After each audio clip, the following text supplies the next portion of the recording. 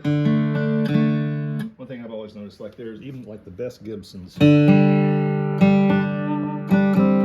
have this little zing on the top of usually the third string. Russ Behrenberg always had great Gibsons.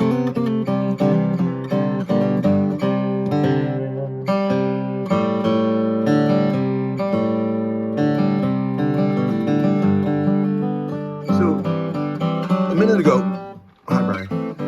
Hi Tom. A minute ago, I'm not mentioning any names or anything. I showed Brian a video of a guy playing some bluegrass guitar, and I said, "What do you think of this?" I knew what I thought of it, and I wanted to see if he had the same opinion that I did. And my opinion was that the guy was playing all kind of crazy licks, but he didn't have any tone. And he was too tight. And you said it sounded like the hands of a guy who's never had to fight for himself at a turn trying to be heard at a bluegrass festival, right? Bluegrass jam. Bluegrass jam. So just for a minute, expound on that, because that is fucking gold to me.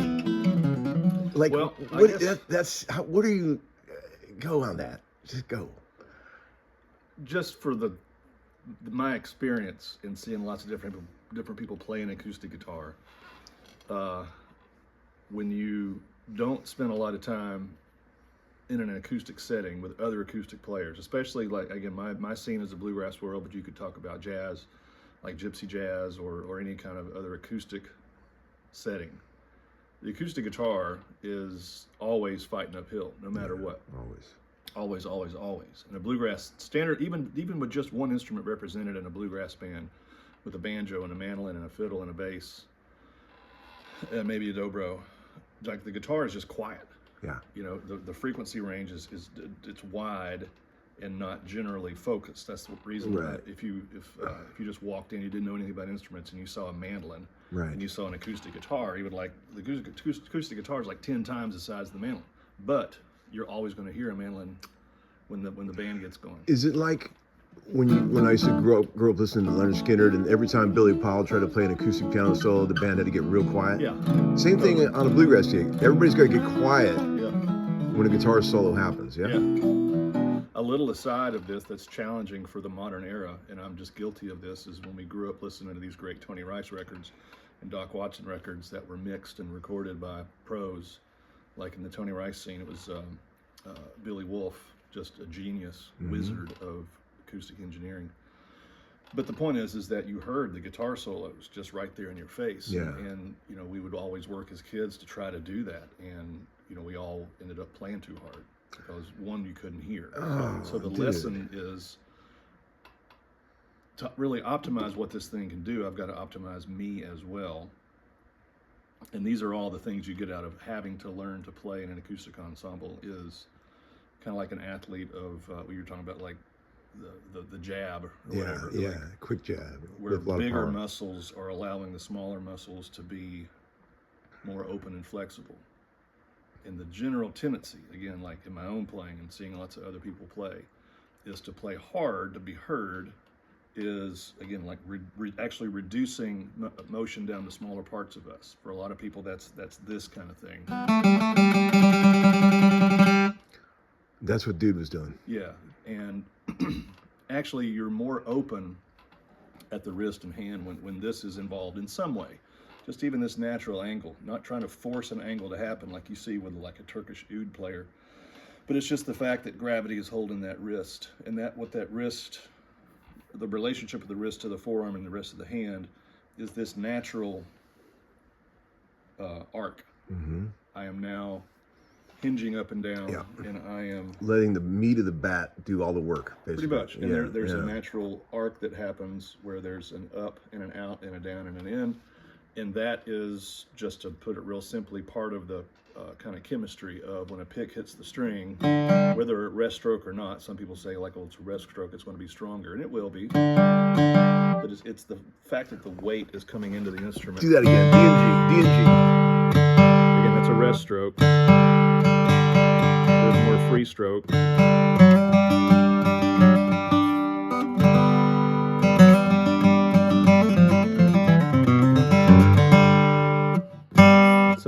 wrist angle is really the key there. Okay. Versus again, you can hear it. Can you get that same tone with an upstroke?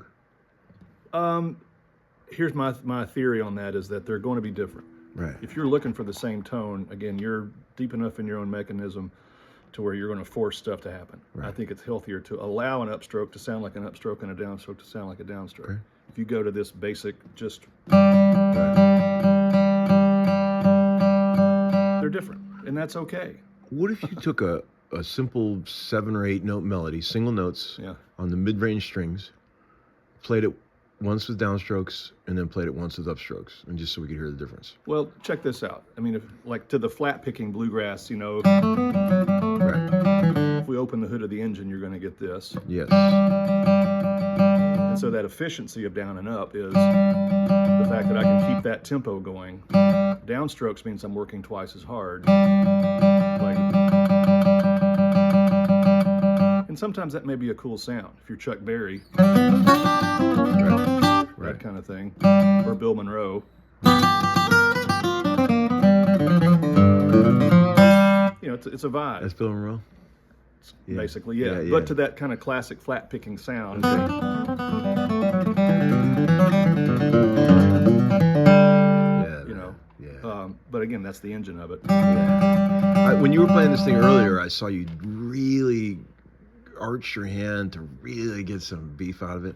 Yeah. What were you doing? That's another thing. Well, when it comes to like pick angle, you've got this Yeah. point here on this blue chip TP48. Yeah, TP48. But there's always a glancing blow. Yeah. That's another thing with this wrist angle. If I'm too flat, it tends to promote more of the point kind of coming through the string, which is why you get a thinner sound. Yeah, that sounds like me playing.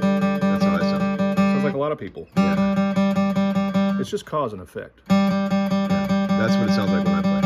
But Yeah. That's what I want it to sound like. Yeah, that's what I want it to sound like. that, Okay, that god wrist damn angle- it. That's the shit that I fucking... Well, and all these again, Do it these again, picks, do it again, these do it picks again, here do it also again. designed with a bevel in them, Yes. which takes that kind of glancing blow and creates more of a rounded, gliding kind of attack point. How loose is this? How I loose mean, is if this is a 0, 1 to 10, I'm going to call this a 3. That's the How- other thing what about about here? tension. That's very loose.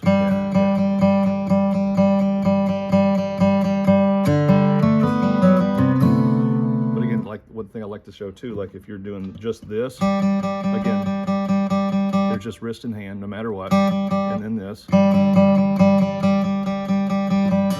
You Right. hear like it's almost like Right. you took an EQ and just slammed the whole left side of a graphic EQ down when I'm doing this. Is it possible for one string only to be out of tune? What do you mean? Is it possible for one string on its own to be like Out of out of tune? tune sounding? Oh, I mean, if you're looking at the the setup of the instrument and a nut or a saddle that's Yeah. out of whack, Yeah, okay. But just as far as I think of a well set up instrument, not enough to know unless you got way up here. Yeah. Sometimes you get like a resonant ring that's a little half step off from the note you're trying to play Yeah. on the guitar. So yeah, you're talking Yeah. about the resonant frequencies. Yeah. It seems like in our thankful world of great Gibsons and Martins that we have to kind of compare everything to, they knew what they were doing early enough when it came to like the guitar of this size and why you brace it a certain way, and Right. You said that guitar had a really good D note on the 10th fret of the. Yeah. What do you notice about it? I noticed that. Ooh, man, it's like singing. Well, it's just exciting, all this low information. Yeah. The D on a 1944 J45 has as much technical kind of low end or fullness as this. Right. Maybe even more than that. Totally. Fascinating. And you're doing the reverb thing where you let the strings all ring. I mean, yeah, that's the other thing as far as more. I mean, some people you're going to see like great Jake Workman, flat picker, plays like this. I can't really do that. No contact at all. I like a little contact. But my point is that the more that is vibrating. Again, that's using the acoustic guitar.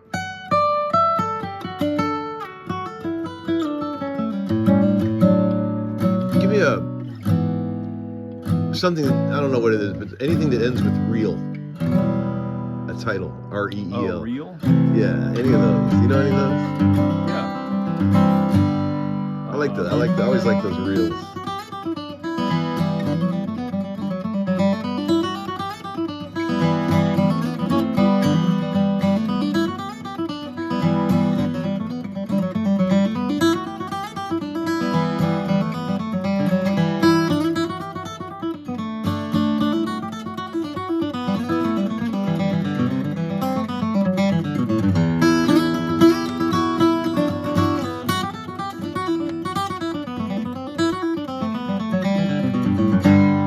Temperance reel. Okay, amazing. So, when you're playing the third fret, you're getting a big tone here, and then as you go down the bass strings, you're readjusting Am I? to get that big tone on all. It's all changing. It's like Well, I guess what you're seeing now is years of trying to aim for a right, certain thing. Yeah, exactly. And so there's no conscious thought of other than anything other than just I want this to sound and I want to enjoy every note. Right. Right. Every note I play has to be a good note. I didn't realize in electric world that I was playing 90% upstrokes on everything because they sound better on electric.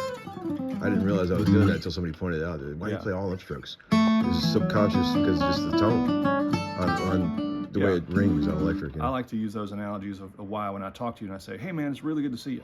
Yeah. Hey Boog, what have you been doing? Yeah. You know, it's just it's part of the communication. Right. And we don't think about that. Right. I just think I'm glad to see you, and I want to emphasize this point. Right. And you are a weirdo. Right. I am a weirdo.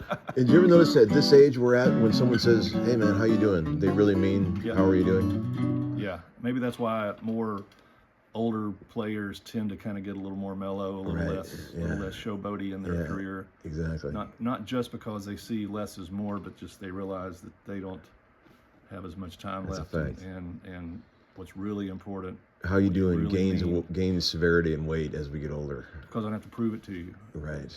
By asking how you're doing, I don't have to prove how I am. Right. I can really be invested in you.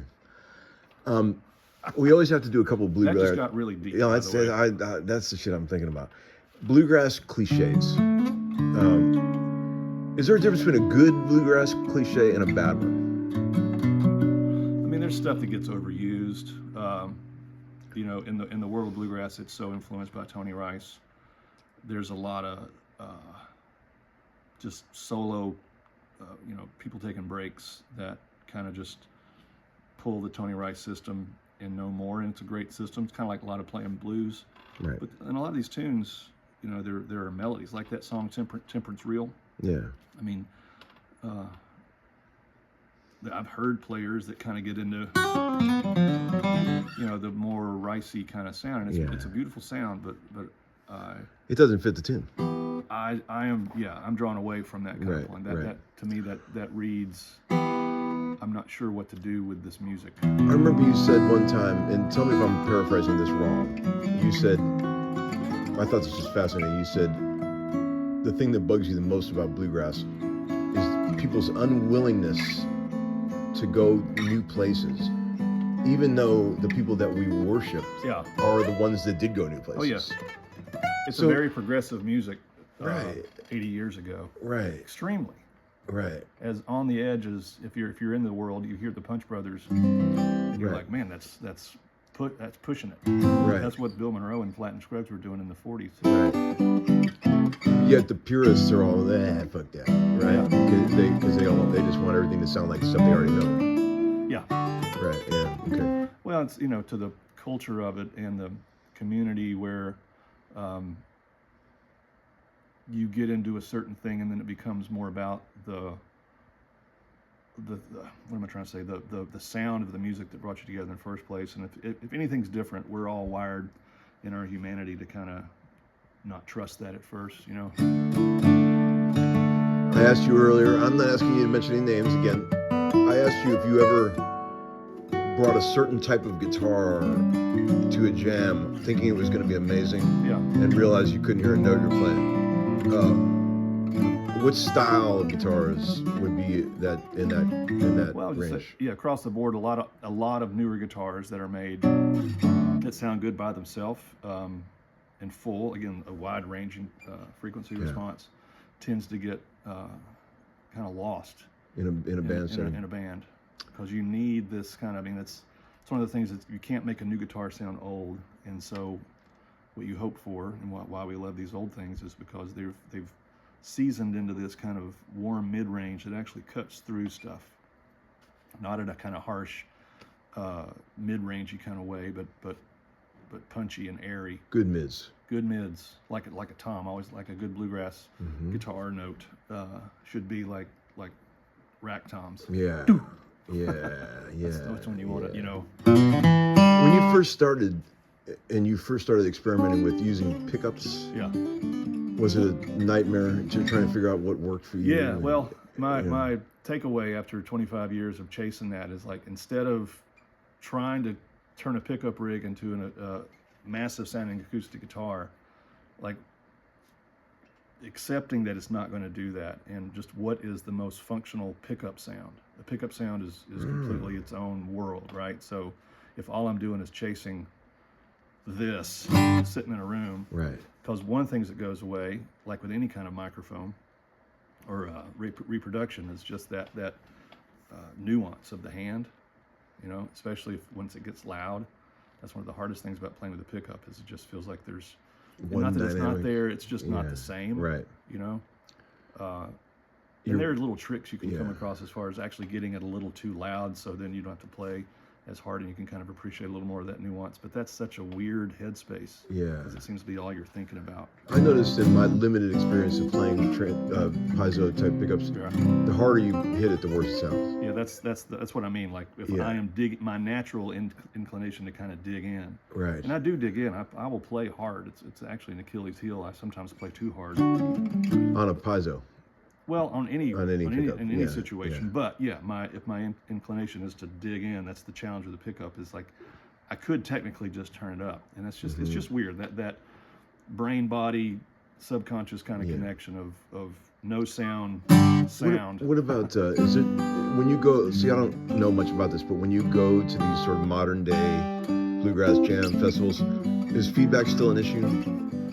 Thankfully, here in the 21st century, more and more people are using in-ears. Okay. And that's such a good thing. That cuts down on all that shit. You probably grew up in a world of feedback, didn't you? Oh. Yeah, I can imagine. Yeah. Yeah. What about this? Last question. We got to get back to work. We're doing a big session here. Someone said the other day when they were watching one of my videos, they said, "Man, you sure put a lot of meat on the notes on the left hand." Oh, yeah. Do you ever think about that? Well, I think about your hands. Flesh. I mean, your hands are huge compared to mine. You got a lot to stick on there. It ain't all. Let's do a hand comparison on the camera. Oh. Here we go. Get it up there. You can't even see mine. I mean, Wow. you are a full, like, segment and a half over here on the index finger. Yeah, and you're still a better guitar player than me. I know. I hate you. Okay. Anyway, so- the point is yeah, I mean, that matters. My friend Chris Eldridge has talked about that with me. But, you know, put a lot of meat on that left hand, like flesh on the notes. I feel like, you know, again, when I'm in more of a hate mode, or not hate, but just dislike mode of myself and my sound, I always, like, if I had bigger hands, I'd probably sound better. Feel like okay. That's part of the journey too, is just accepting the way you sound. Right. You know, it is really such a it's a voice. You know. It is, man. It is. It changes every day, I know. Yeah. But what is your current favorite chord? Voicing or sound? Current, just today. It could be different tomorrow. What is it? The 2/6. A7 over E. Yeah. Yeah. I'm in, listening to hymns and Christmas songs. Yeah.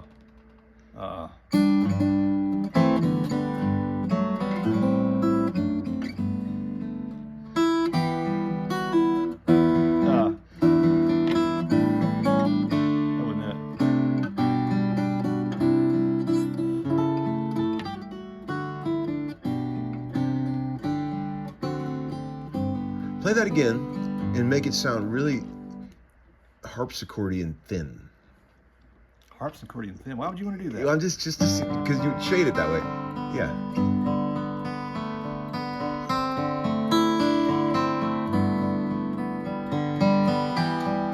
Yeah. Exactly.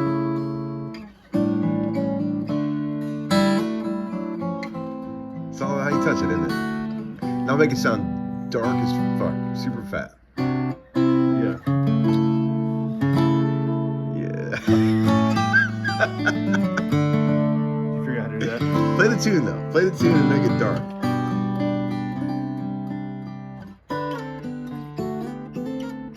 Yeah, yeah. Yeah, dude. The beauty, I mean, the last thing again, when you're able to maximize yourself and the instrument, then you have so much stuff to play with. It's Yeah. like a good pedal board and amp, Right. where I can go here. I Totally. mean, that's a fat sound. Yeah. Or I mean, and again, sometimes this is great. Those strings are finally starting to darken up a little bit. They're brand new, pretty bright. Yeah. Okay, can I trouble you with one last question? Even though I said the last one was going to be the last question. Thoughts on 12s versus 13s? Is there ever a time when you would use 12s? I mean, I have some guitars that I'll keep 12s here in the studio that Right. in a little lower action, just to kind of get more of that, you know, especially like in country strum, you can play it a little lighter. And they're more on the brushy fret, yeah. sounding, a little more. A little, yeah. But nine times out of 10, it's 13s. When I want a guitar like a guitar like this Yeah. to do what it's capable of. Right. Yeah. Yeah. Yeah. That thing wouldn't. I tried putting 12s on it. It didn't make it. No, not on hit. No. Yeah, it didn't make it. Yeah. As a matter of fact, when I went to restring it, I thought there were 12s on it, so I put the 2 bass strings on first, and that's when I realized, no, these aren't 12s, man. These are 13s. Yeah. Let's get some back. Keep going. Sorry.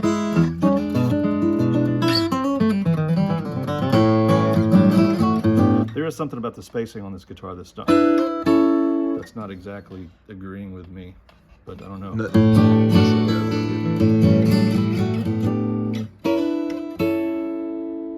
It looks like maybe the D and the G are a little too far apart. There it is. Is that right? I don't know. This is like 11/16. That's probably the 11/16 thing. I've been playing so many 1 3/4. Let's see. Oh God, here's that one.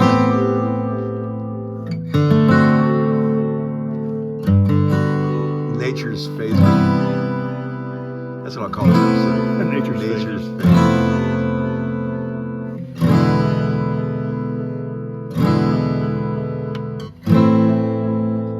Anyway, good acoustics are. They will teach you more about mechanics than just any one person, I think. Yeah, no doubt. That thing's an old basket case. I haven't seen that much crack since I lived in Cleveland. Cracks and bullet holes.